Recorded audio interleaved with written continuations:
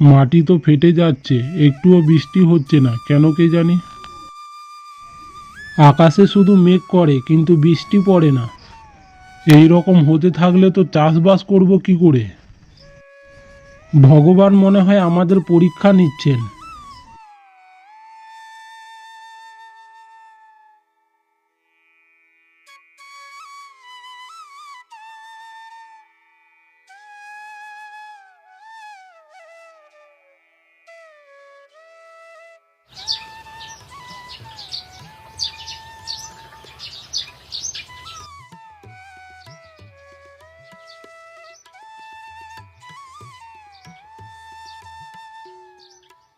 জমির যা অবস্থা, বৃষ্টি না হলে তো কোনো ফসল চাষও করা যাবে না গো বউ।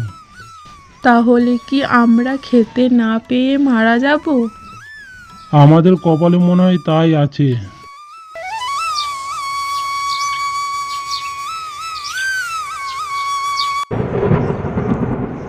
কিছুদিন পরে আকাশে কালো মেঘ আর বিদ্যুৎ চমকায়। তারপর বৃষ্টি শুরু হয়।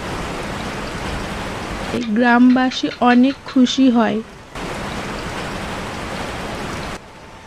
ভগবান আমাদের দিকে মুখ চেয়ে তাকিয়েছেন তাহলে। এবার আমাদের ভালো ফসল হবে।